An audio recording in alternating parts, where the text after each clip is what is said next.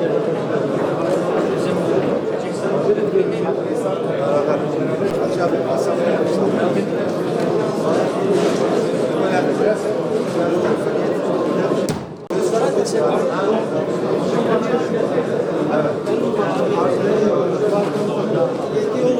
genç kızlara kesinlikle ayrıca bunu ihracat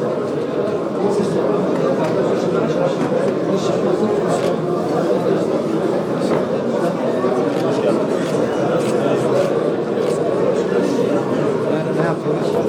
Maaş, toptan alım satım. Maaş. Evet, emanet.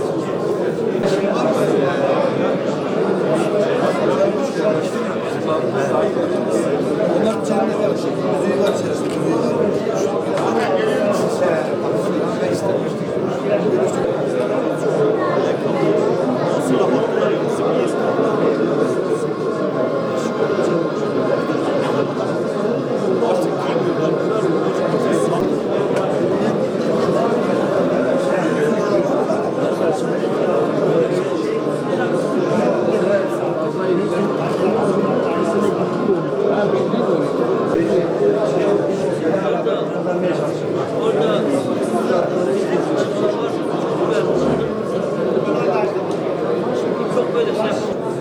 Bir fotoğraf da alayım.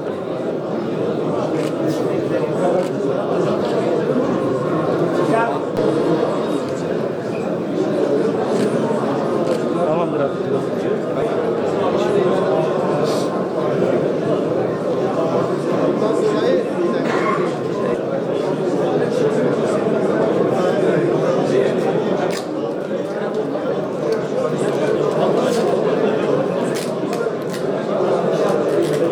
Abi girmesen.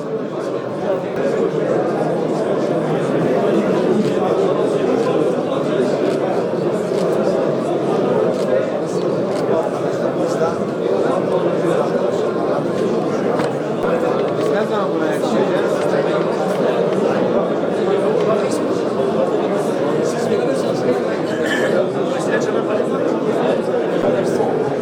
Önce dedi sizin rakamınız olsun diye. Böyle yüzlercesini yapmaya çalışıyoruz. İstedik rakam olsun diye. Ne yapar yaşarsınız? Olmaz.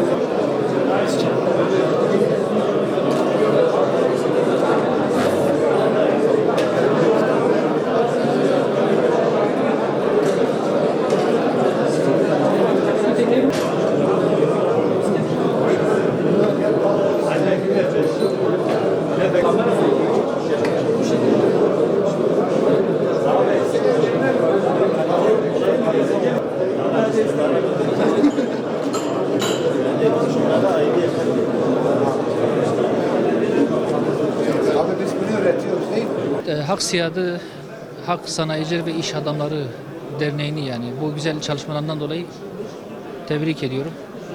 Çok değerli bir çalışma ortaya koydular. Hem Çalıştay hem fuar sistemi çok önemli ve değerli bir etkinlik ve program oldu.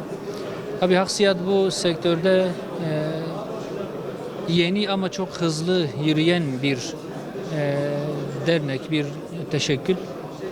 Çok daha gelişip büyümesi gerekir. Memleketin, ülkenin, toplumumuzun Hak Siyad'ın güzel ve değerli çalışmalarına şiddetle ihtiyacı var. Öte taraftan standlarda gördüğüm